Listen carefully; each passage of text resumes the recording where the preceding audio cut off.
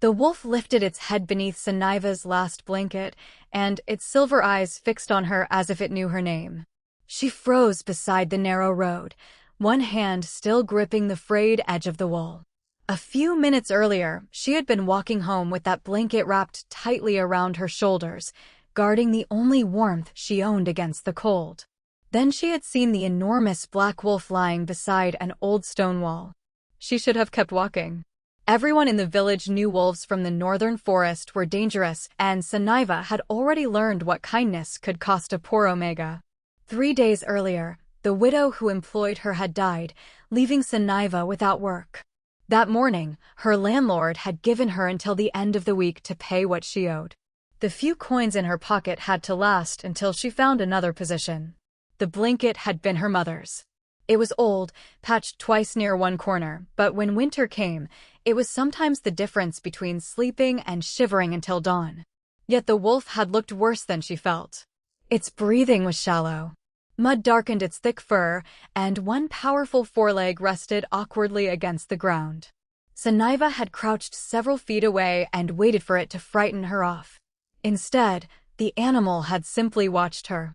There was something unsettlingly aware in those pale eyes. "I don't have anything useful," she whispered. The wolf's ear moved faintly. Saniva almost laughed at herself for speaking to it, but loneliness had made stranger things feel reasonable. She searched her small cloth bag and found half a piece of bread. Her supper. She placed it within reach. The wolf did not touch it. Its body trembled once. That decided her. Saniva removed the blanket from her shoulders. Cold immediately slipped through her plain sage-green dress and worn wool cloak. She hesitated, fingers tightening around the fabric.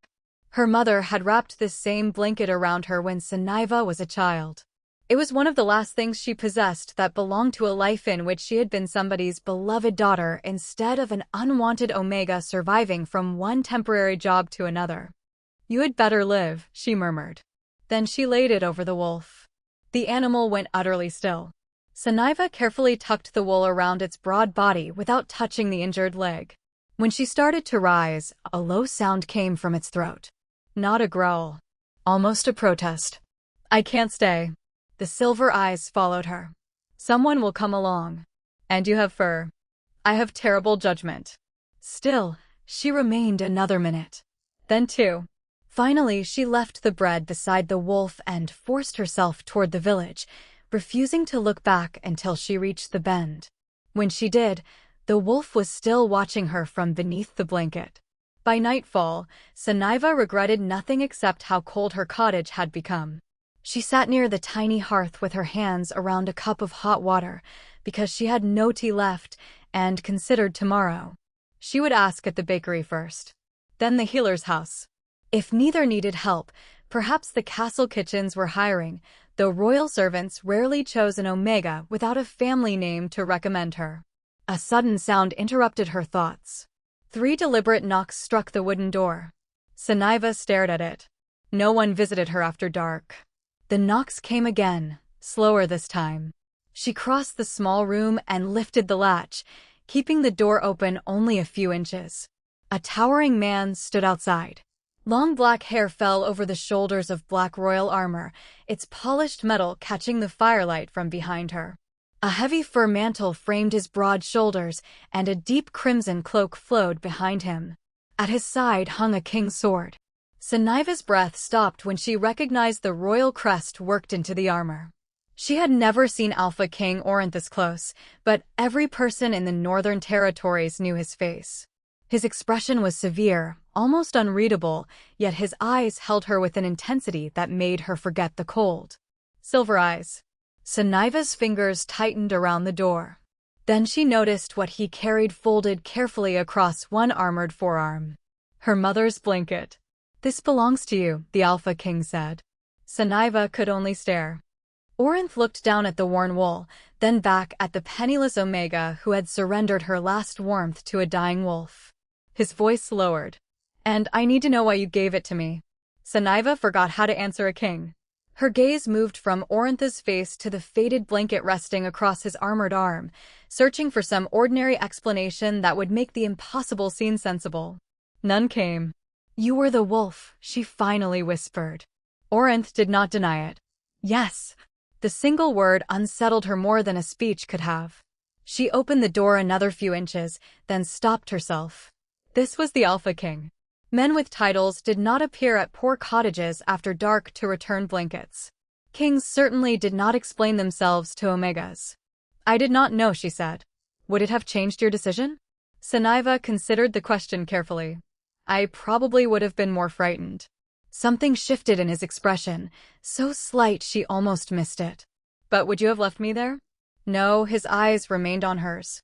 Why? She glanced at the blanket. Because you needed it more than I did. Orinth looked past her into the cottage. The room answered the question she had not intended him to ask. One chair. A nearly empty wood basket. A small hearth struggling to warm the stone walls. No supper waiting on the table. His attention returned to her thin cloak. That was your last blanket. It was not a question. Sunniva felt strangely exposed. I have a roof. You had no certainty I would survive. That was not a reason to let you die alone. Silence settled between them. Orinth had spent years surrounded by nobles who offered gifts while calculating what they might receive in return. Yet this woman had given something she could not afford to lose to a creature incapable, as far as she knew, of repaying her. Sunniva reached for the blanket. Thank you for bringing it back. Orinth did not release it immediately. You are cold. I will manage. That is not the same as being warm. Her chin lifted slightly. She had heard concern disguised as judgment too many times. Your Majesty, if you came here because you believe I expect payment, I do not. His expression hardened, though not toward her.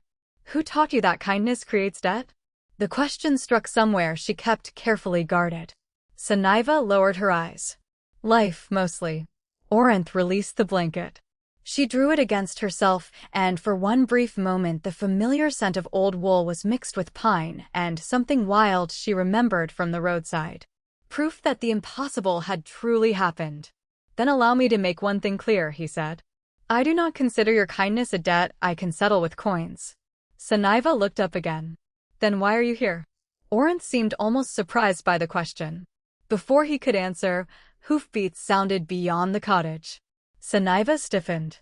Several royal riders stopped near the narrow gate, but none approached until Orinth turned his head. A gray-haired man dismounted and bowed. Your Majesty, the council is waiting. They were told you had been found. His gaze briefly touched Sunniva before returning to the king. Orintha's voice cooled. They can continue waiting. There is also the matter of the northern delegation. Tomorrow. The man hesitated. Kings, Sunniva realized, were apparently not accustomed to being questioned. Yes, Your Majesty. Orinth looked back at her. What is your name? Sunniva. Your family name? The old ache returned. I do not have one that matters anymore. His attention sharpened, but he did not press. Sunniva, then. Hearing her name in his voice felt strangely solemn. Lock your door tonight. Her fingers tightened around the blanket. Why? Orinth glanced toward the dark road where he had nearly died only hours earlier. Because I was not supposed to be traveling alone, and what happened to me was not an accident. Sunniva's breath caught. He stepped away, then stopped. Did you see anyone near me? She searched her memory. Empty road. Stone wall. Black fur. Silver eyes. Then something returned to her, a faint metallic glimmer beneath the weeds several feet from where the wolf had lain. At the time, she had assumed it was broken glass. There was something beside the wall, she said slowly. Something silver. Orinth became completely still. What kind of silver? I do not know. I did not touch it.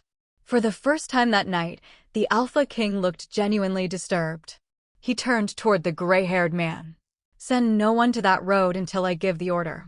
Then his gaze returned to Sunniva, and whatever distance existed between a king and an impoverished Omega suddenly felt far less secure. You made the right choice by leaving it there. What was it? Orinth did not answer. He walked toward his horse, but before mounting, he looked back at the woman standing in the doorway with the old blanket wrapped around her shoulders. Keep your door locked, Sunniva. This time, his warning carried something more troubling than royal command. It carried fear. Minutes later, The riders disappeared into the darkness, leaving her cottage silent again. Sunniva closed the door and slid the bolt into place. Only then did she notice a narrow black thread caught in the blanket's worn edge, woven with a tiny silver emblem she had never seen before. Sunniva did not sleep. The black thread lay on her table beside the candle, its tiny silver emblem catching the flame whenever she moved. She had tried twice to convince herself it meant nothing, but Orintha's warning had changed the shape of every shadow outside her cottage.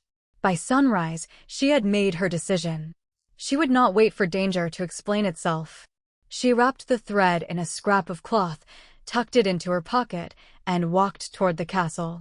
The royal fortress rose above the village behind high stone walls, a place Sunniva had passed countless times without imagining she would ever enter. At the servants' gate, 2 guards stopped her. "I need to speak with the king." One guard stared at her worn cloak and plain dress.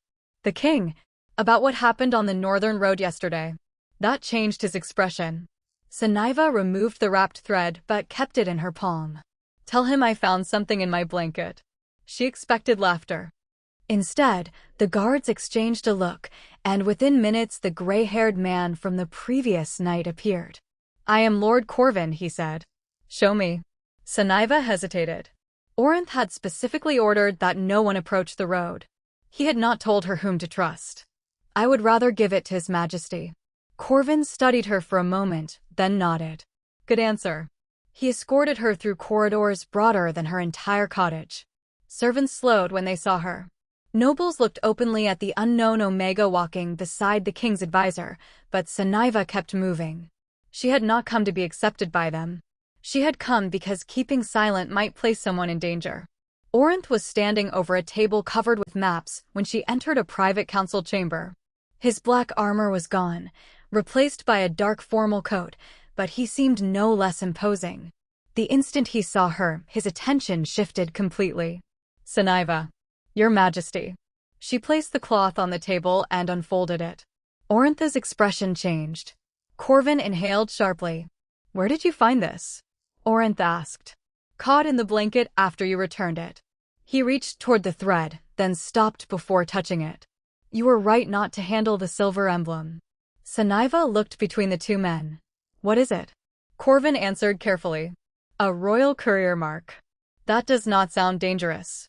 "It is not supposed to be." Orintha's gaze remained fixed on the emblem. "Only 12 people in my kingdom are authorized to carry this pattern." Sunniva understood the implication before he said more. Whoever had been near that road had not necessarily come from beyond Orintha's walls. "Someone from your own court?" she asked. Corvin glanced toward the closed doors, but Orinth did not silence her. "Possibly." Sunniva thought of the metallic glimmer in the weeds. "Then you need to know something else." Orinth looked at her. "When I found you, the silver object was several feet away.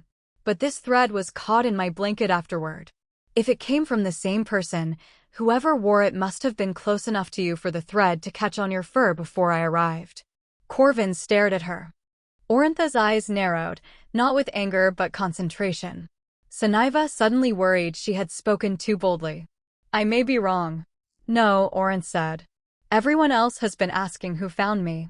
You are the first person to ask who was close enough to leave something behind." Something subtle changed in the room. She had entered as a poor Omega carrying evidence. Now the Alpha King was listening to her judgment. Corvin moved toward the door. "I will inspect the courier registry." Quietly, Orinth ordered.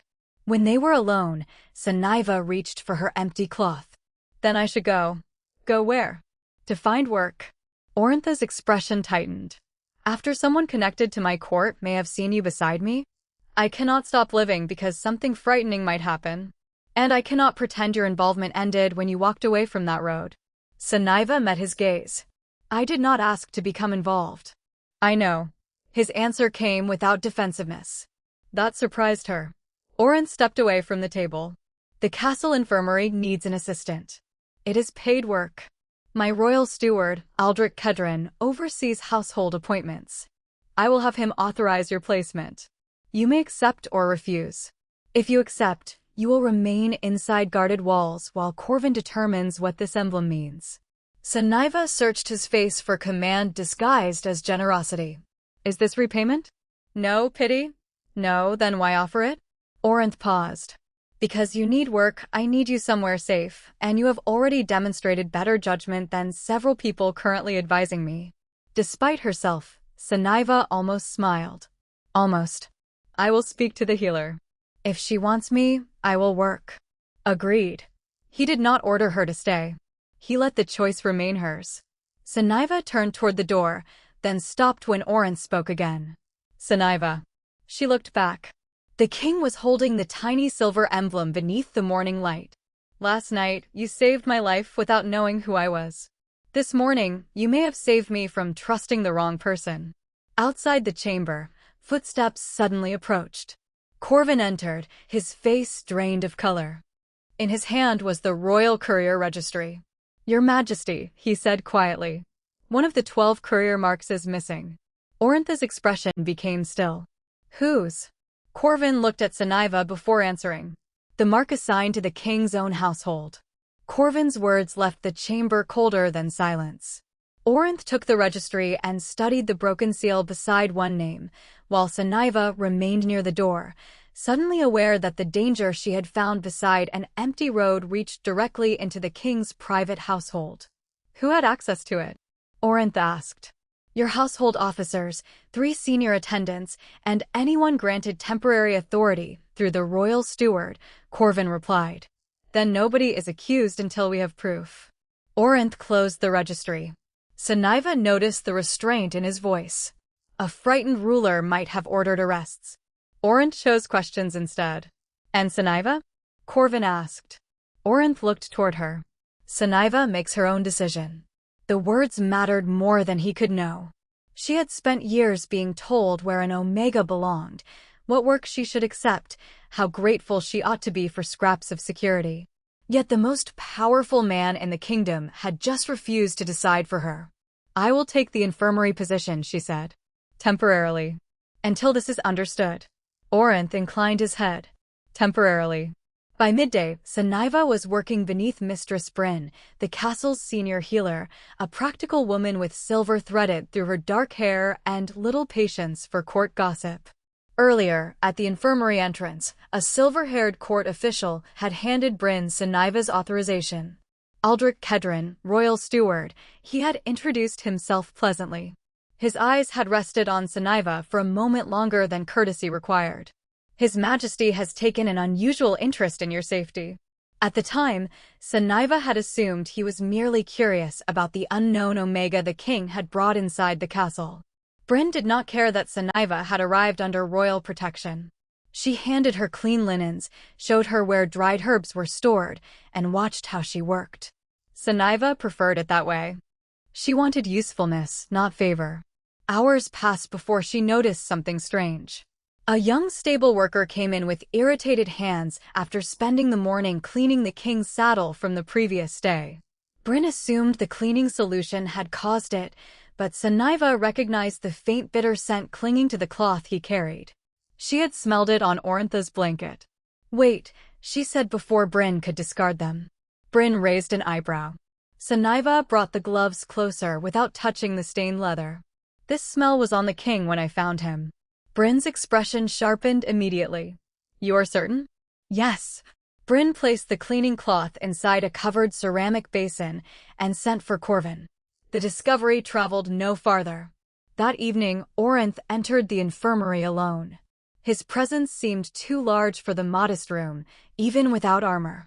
Bryn tells me you found another connection. A smell, Saniva corrected. It may mean nothing. You have said that twice now, and twice you noticed what everyone else missed. There was no flattery in his voice, only recognition. Saniva lowered the folded linen in her hands. The stable worker handled your saddle. If the same substance was on your fur and his gloves, then whatever weakened you may have been placed on something you touched before you shifted. Orintha's gaze darkened thoughtfully. My saddle was prepared inside the royal stable. Then the road was not where this began. He stared at her for a long moment. No, it was not.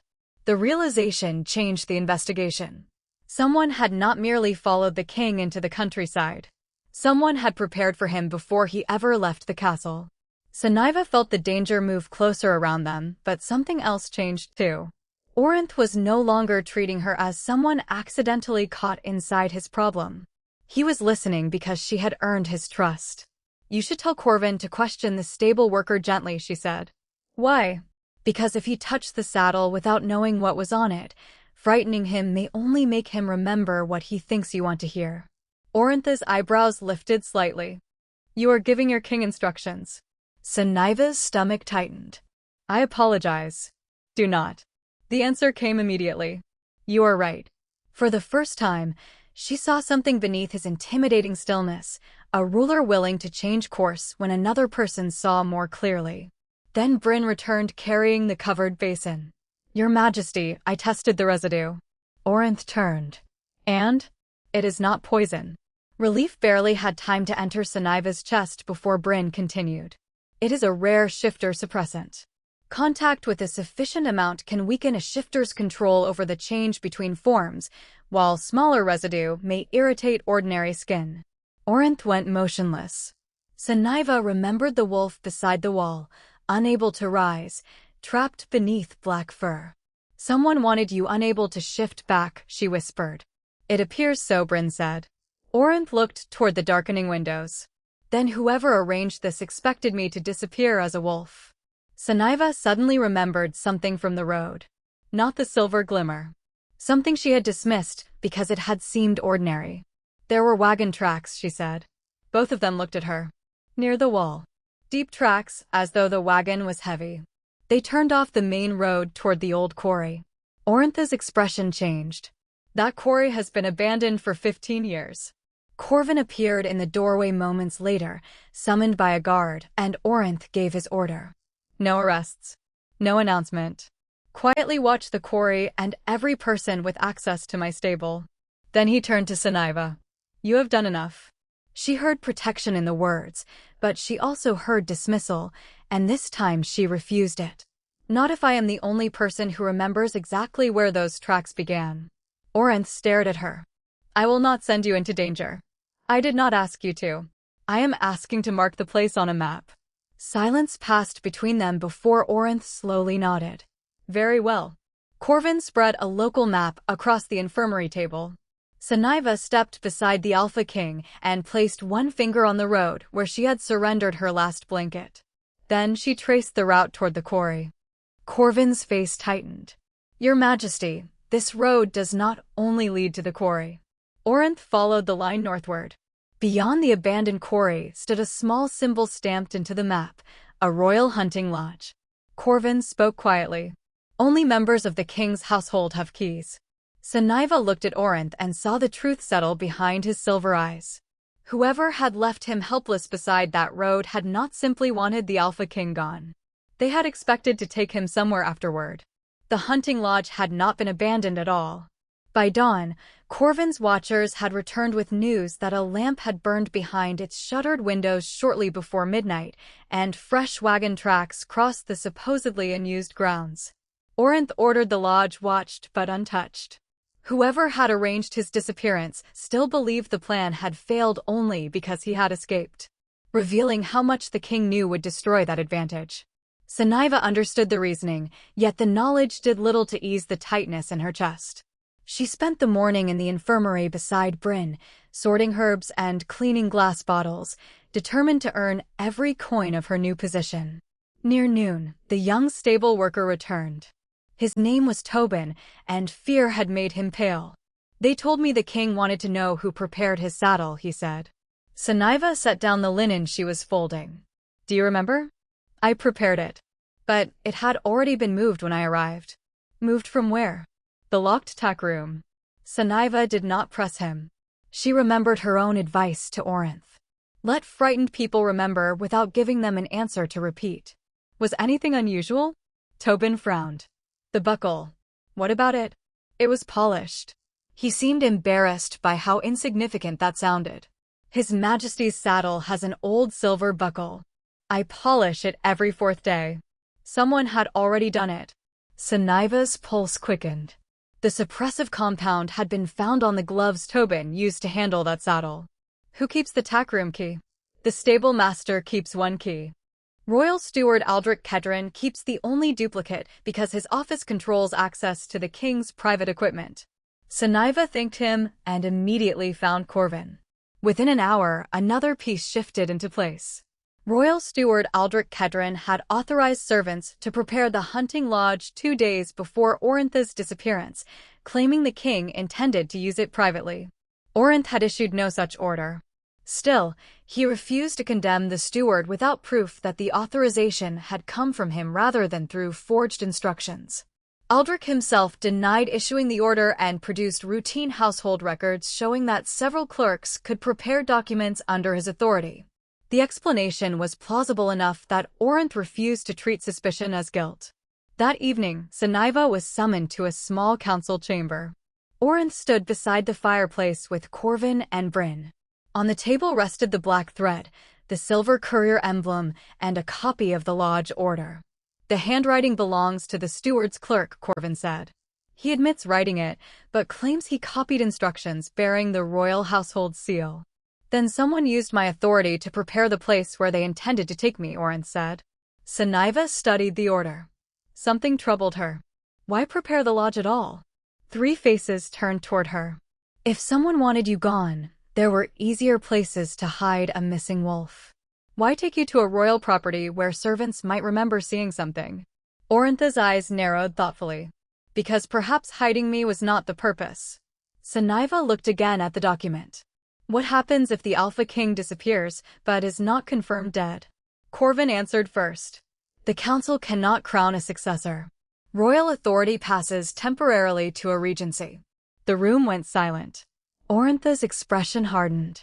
Who controls the regency? 5 council seats, Corvin said, including the royal steward. The scheme suddenly became larger than a missing courier mark or a contaminated saddle. Someone had needed Orinth alive enough that no successor could claim his throne, but absent enough that others could govern in his name. Sunniva felt a chill that had nothing to do with winter.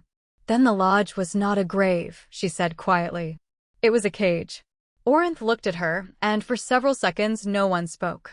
Corvin, he said at last, identify every person who gains authority under a regency. Quietly. Corvin bowed and left. Bryn followed after collecting the contaminated gloves, leaving Sunniva alone with the king. You should not have been dragged into this, Orinth said. I walked into it when I stopped beside that road. You could have kept walking. So could everyone else who passed before me.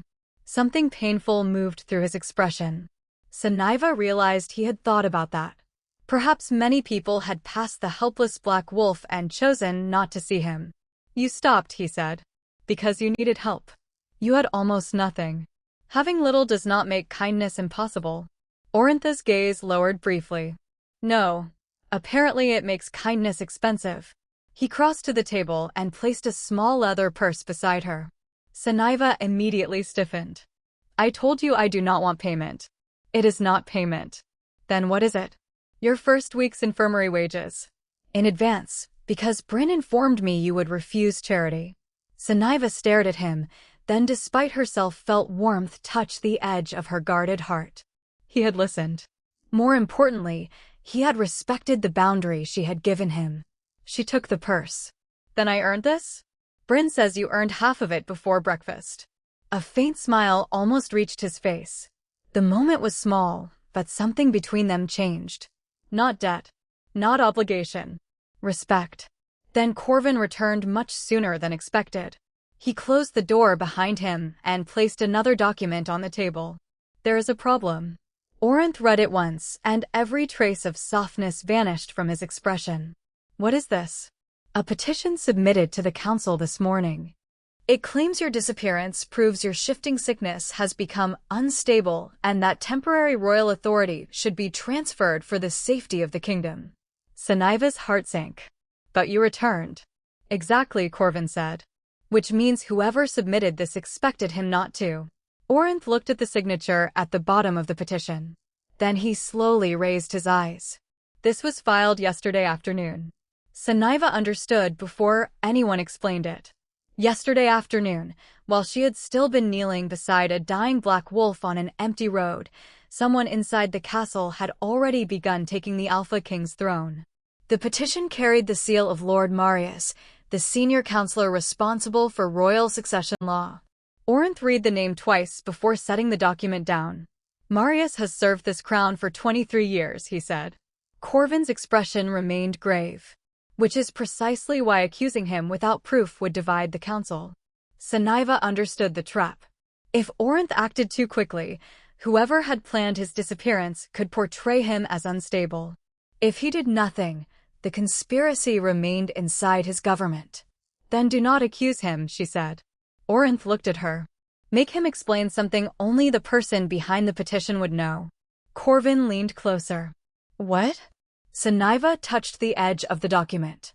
This petition says the king's shifting sickness has become unstable. But almost nobody knew he was trapped as a wolf. Ask Lord Marius where he learned that. Silence followed. Orintha's silver eyes sharpened. And if he claims rumor? Then ask what symptoms he heard about. Do not tell him what actually happened. Corvin gave a slow nod. If he mentions the inability to shift back, then he knows more than the petition should know, Sunniva finished. Orinth studied her with an expression she still could not name. You keep finding doors everyone else walks past. Poor people survive by noticing which doors are safe. The words escaped before she could soften them. Something in Orintha's face changed. He did not ask her to explain. Instead, he ordered Corvin to summon the council. Sunniva expected to be dismissed, but Orinth stopped her at the doorway. Stay. At a royal council meeting? You saw what happened to me. If they discuss your evidence, you deserve to hear what they do with it. An hour later, Sunniva stood along the rear wall of the council chamber, while 5 powerful nobles took their seats beneath carved banners. Their attention found her immediately. Lord Marius was an elegant older man with carefully silvered hair and a voice trained to sound reasonable. Your Majesty, surely an Omega servant has no place in a matter of succession. Sunniva felt the familiar sting of being reduced to rank before anyone considered her words. Orinth did not raise his voice. She has a place wherever I decide her testimony matters. Marius smiled thinly. Of course. Orinth placed the petition before him. You submitted this while I was missing. For the protection of the kingdom. On what evidence? Reports reached me that your condition had worsened. What condition? A pause. Small enough that another person might have missed it. Sunniva did not. Your difficulty controlling your wolf, Marius replied. Be specific.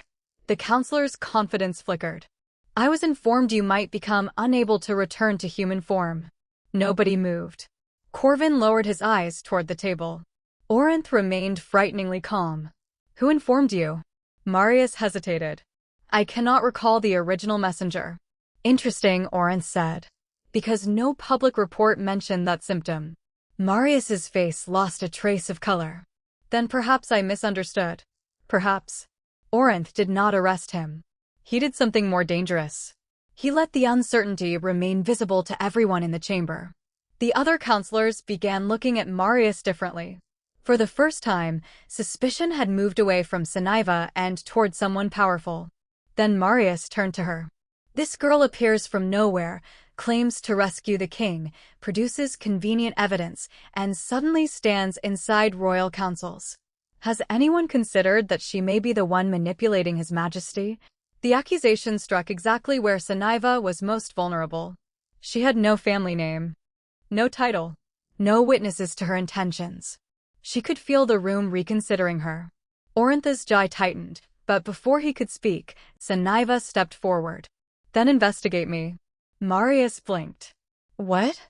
My cottage. My employment. Every coin I own.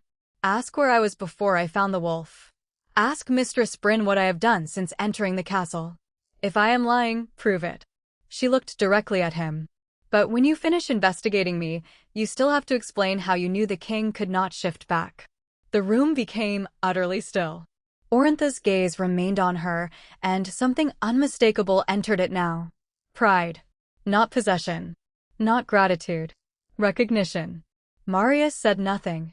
The meeting ended without an arrest, but the balance had changed. 2 counselors who had supported the regency petition withdrew their names before leaving the chamber. The temporary transfer of royal authority could no longer pass.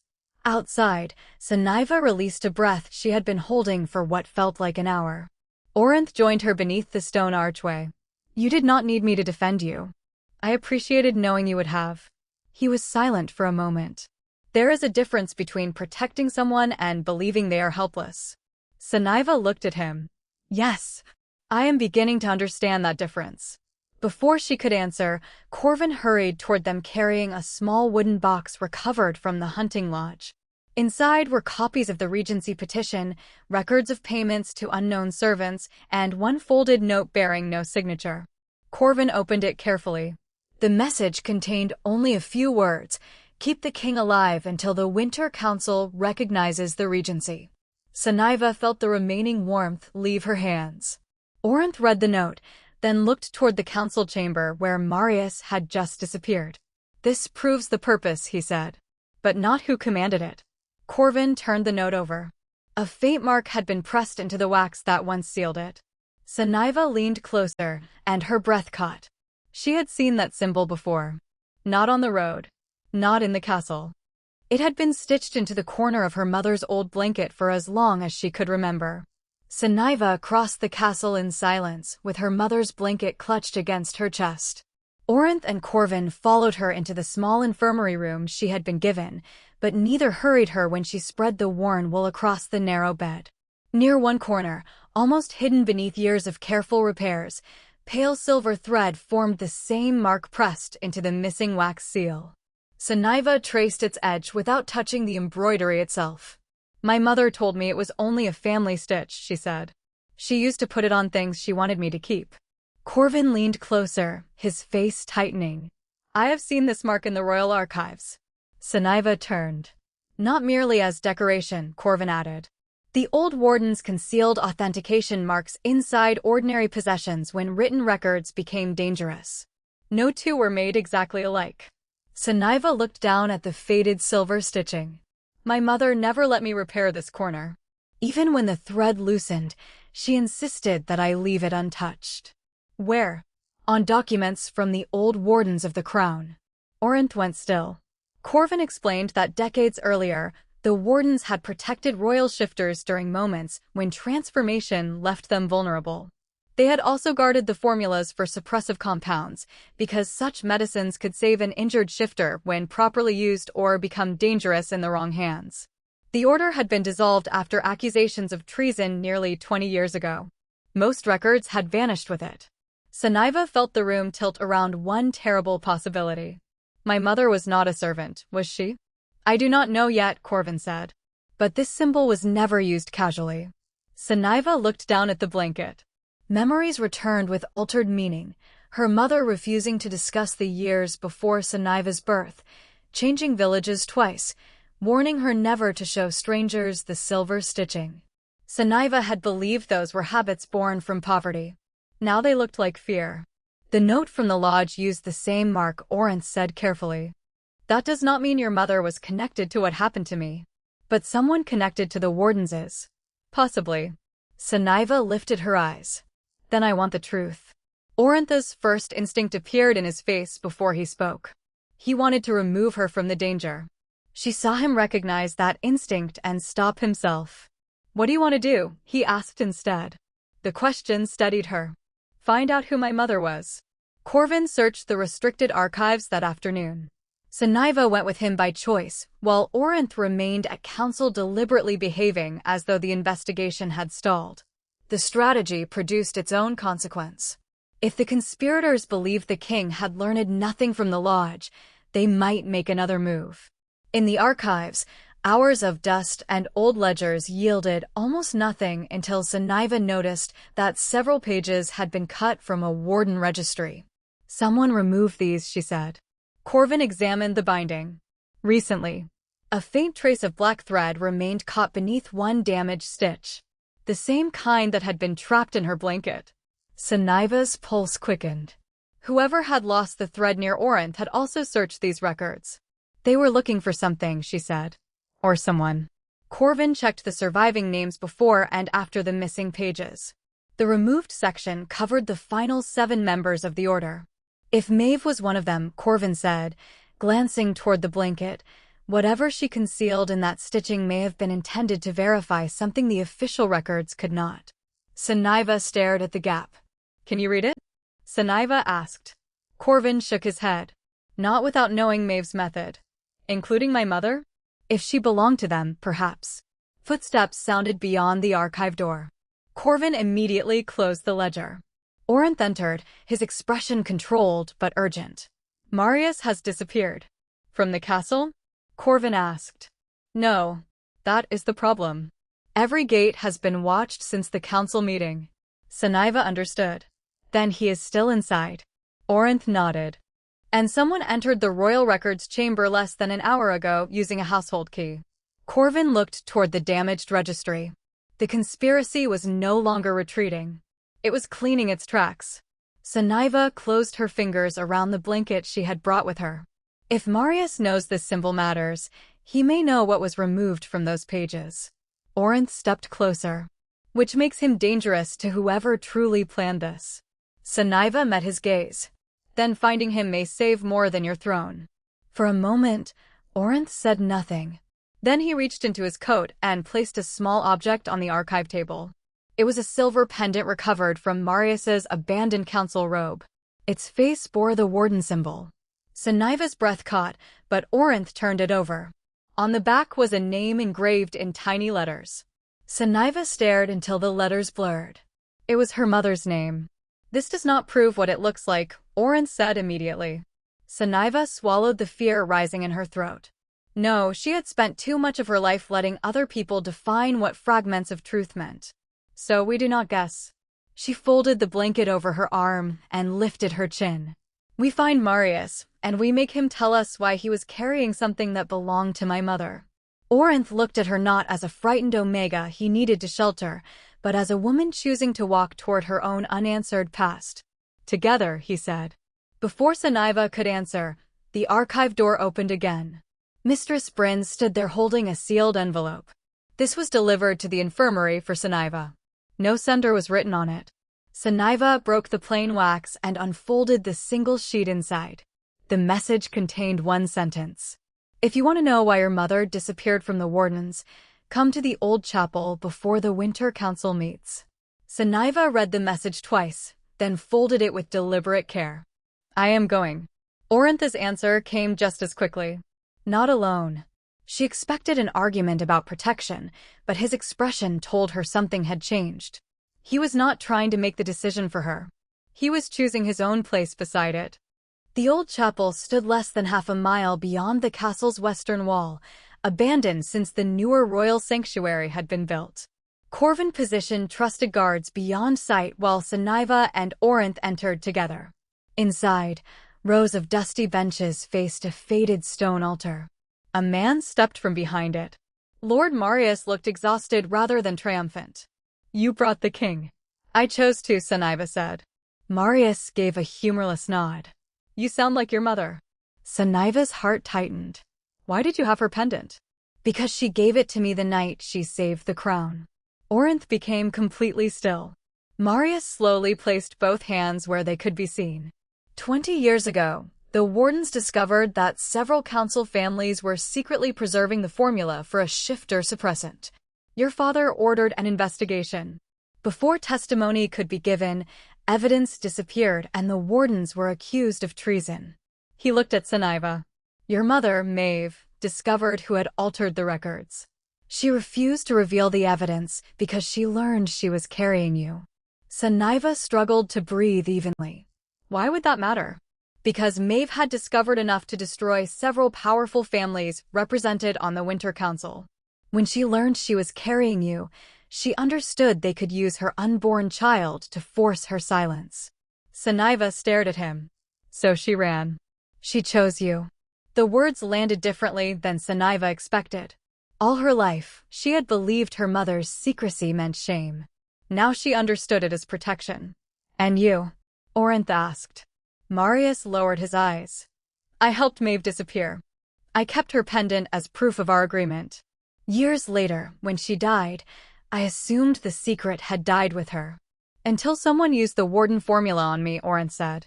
Yes. Marius looked older suddenly. I filed the regency petition because I received a forged report carrying Maeve's old warden cipher. It claimed you had inherited the same shifting instability that killed your grandfather, and that the kingdom needed temporary authority established before panic spread. Orintha's voice cooled. You attempted to remove my authority without speaking to me. I did. I was wrong. No excuse followed. Sunniva studied him. Then why disappear? Because after the council meeting, I realized the cipher was not merely copied. Someone had access to the original Warden archive. I went to retrieve the surviving ledger before they destroyed it. From beneath his coat, Marius produced several folded pages. Corvin's missing registry pages. Maeve's name is there, he said. So is the name of the person who betrayed the wardens. Orinth took the pages, but did not immediately read them. Why summon Sunniva? Because the Winter Council begins tomorrow, and the person behind this will make one final attempt to establish the regency. Sunniva is the only living person who can authenticate Maeve's private mark. Sunniva frowned. How? Marius looked at her blanket. The embroidery. She unfolded the worn wool. Marius pointed toward the silver stitching. Maeve once told me that if the official records were ever altered, her private mark would prove which testimony was genuine, Marius said. She said the truth would appear where darkness could not hide it. Sunniva remembered her mother refusing to let her replace the loosened silver thread and Corvin's warning that warden authentication marks were often concealed. Her gaze moved toward the chapel candles.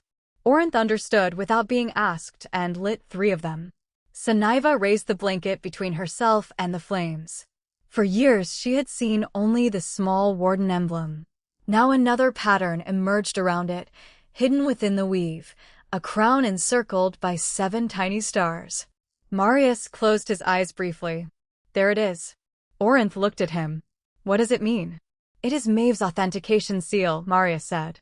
7 wardens witnessed the original conspiracy. The 7 stars identify the testimony she preserved before the official records were altered. Sunniva's fingers trembled, not from fear but from the unbearable tenderness of understanding. Her mother had wrapped her in this blanket as a child. She had slept beneath evidence powerful people had searched for during most of her life. Maeve had hidden the truth inside the one object she knew her daughter would never willingly abandon. Yet Sunniva had given it away to a dying wolf. Orinth seemed to realize the same thing. His silver eyes met hers across the translucent cloth. That is why the black thread caught in it, he said quietly. Someone recognized the embroidery when you covered me. Marius nodded. And once they realized Maeve's daughter was alive, they searched the archives for her records. Every consequence suddenly connected. The poisoned saddle. The road. The lodge. The missing courier mark. The damaged registry. None had begun with Sunniva, but her act of kindness had exposed a secret buried for 20 years. Orinth looked down at the recovered pages. Who betrayed the wardens? Marius answered with a name Sunniva had heard throughout her childhood as one of the kingdom's most honored families. House Kedron, Marius said. The family of your current royal steward, Aldrich Kedron. Silence filled the chapel. Orintha's expression hardened, but Sunniva stepped forward before he could issue an order. If you arrest him tonight, he will deny everything. Orinth looked at her. What are you suggesting? She folded her mother's blanket carefully over her arms. Tomorrow he expects the Winter Council to decide who deserves authority. Her voice steadied. So tomorrow, we let him believe he is winning until he chooses to expose himself. Orinth studied the young Omega who had once possessed nothing powerful enough to command anyone's attention. Then he bowed his head, not as a king granting permission, but as a man recognizing her right to choose what happened to the truth her mother had protected. Tell me your plan. By noon, every seat in the Winter Council chamber was occupied when Sunniva walked through its doors carrying her mother's blanket. Whispers followed the plain sage-green dress and worn wool in her arms, but she no longer lowered her eyes beneath them. Orinth sat upon the raised royal seat in black ceremonial armor, his crimson cloak falling behind him, while Corvin, Bryn, Marius, and the 5 council representatives waited below. Royal Steward Aldrich Kedron stood nearest the central table. His expression remained perfectly composed. Sunniva recognized the courteous official who had authorized her infirmary placement days earlier. Only now did she understand why his gaze had lingered on her when they first met. "Your Majesty," Aldrich began, "given recent concerns regarding your condition, the Council must determine whether temporary authority remains necessary." Orinth gave him exactly what Sunniva had planned. "Proceed." Confidence entered Aldrich's face. He presented reports describing Orintha's disappearance, his supposed inability to control his shifting, and the kingdom's need for stability.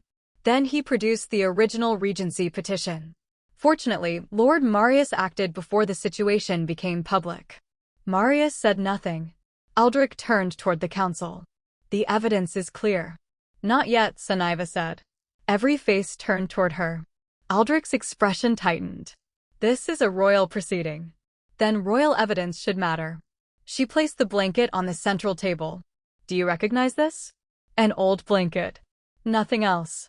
"Should I?" Sunniva looked toward Orinth. He nodded once. Corvin extinguished the chamber lamps until only the fire behind the table remained. Sunniva lifted the blanket against its light.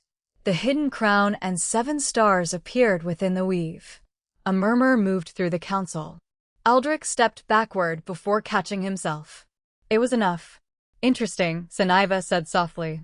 "You recognized it before anyone explained what it was." "I recognized nothing." "Then perhaps you can explain something else." Marius placed the recovered warden pages beside the blanket. The original testimony described how House Kedron had stolen the suppressive formula 20 years earlier and altered evidence to destroy the wardens who discovered it. Aldrich's composure finally fractured. "Those pages could have been fabricated." "That is what we expected you to say," Orinth replied. Bryn entered carrying the sealed basin containing residue from the saddle. Corvin followed with the lodge records and the payments made through the steward's office. Individually, each piece could be challenged. Together, they formed a chain. The residue from Orintha's saddle identified the stolen warden's suppressant. The stable access record connected the saddle's preparation to authority issued through Aldrich's office. That same office had authorized the hunting lodge to be opened before Orinth disappeared. Payments recovered from the lodge led to the clerk who prepared the false regency documents, and those documents had been filed before anyone outside the conspiracy could have known that Orinth was trapped in wolf form. Finally, Maeve's authenticated warden testimony established why House Kedron possessed both knowledge of the old suppressant and a reason to erase the surviving records. Aldrich looked around the chamber and realized no one was looking at Sunniva with suspicion anymore. Sunniva remembered his lingering stare at the infirmary entrance. He had not been wondering why the Alpha King cared about an unknown Omega. He had been trying to understand why Maeve's daughter was standing inside the castle. "You are trusting an Omega with no family name over a house that has served the crown for generations," he demanded. Sunniva felt the old insult reach for the place where it once could have wounded her. It found nothing to hold. "My mother had a name," she said. "Maeve. You erased it from your records, but you did not erase what she protected." Aldrich turned toward Orinth. "She is nobody." The Alpha King rose. The room fell silent. "She found me when everyone else passed me by," Orinth said. "She preserved evidence she did not understand. She recognized connections my council overlooked. She stood here when accusation would have been easier to flee. Do not confuse the absence of rank with the absence of worth." He descended from the royal platform and stopped beside Sunniva rather than in front of her. "This kingdom nearly lost its king because powerful people believed authority made them untouchable. It kept its king because one woman with almost nothing chose compassion when no reward was possible." Aldrich's shoulders sank. He did not offer a dramatic confession. Instead, when Orinth asked whether he still denied authorizing the lodge and accessing the warden records, Aldrich remained silent. Orinth ordered him removed from royal office pending formal judgment, while the council unanimously rejected the regency petition. The surviving warden records were restored publicly. Maeve's name was cleared before the entire chamber. Then Orinth did something Sunniva had not planned. "There remains one matter." He turned toward her. "Sunniva, daughter of Maeve, The crown owes your family recognition. Sunniva held his gaze. My mother deserves her name restored. I do not need a title to make mine valuable. A quiet emotion crossed his face. Then no title will be forced upon you. He faced the council. Record her exactly as she chooses to be known. Sunniva felt tears burn behind her eyes, but they were not tears of humiliation. For the first time, recognition did not require becoming someone else. Weeks later, she remained in the castle infirmary because she chose to. Her wages were fair. Bryn treated her as an apprentice rather than a charity case. Marius helped restore the history of the wardens. Orinth changed too. He created independent safeguards over royal medicines and household authority, but his quieter changes mattered more to Sunniva. He listened before deciding. He asked instead of assuming. And he never treated the bond growing between them as a debt she owed for saving him. One evening, Sunniva found him waiting outside the infirmary without guards or ceremony. In his hands was her mother's blanket, carefully restored around the edges, but leaving every original stitch untouched. I believe this belongs to you, he said. Sunniva smiled at the familiar words. You have returned it twice. I was hoping this time I might ask for something instead. What? Orinth, the Alpha King before whom entire councils lowered their heads, looked almost uncertain. A walk. Sunniva studied him for a moment. Then she took the blanket with one hand and offered him the other. Yes. He did not claim her. He did not command her. He simply walked beside her. And Sunniva understood that the greatest thing she had received for giving away her last warmth was not a king, a castle, or a restored family name. It was discovering that giving warmth away did not have to leave her cold, and that the right kind of love would never ask her to disappear in order to deserve it.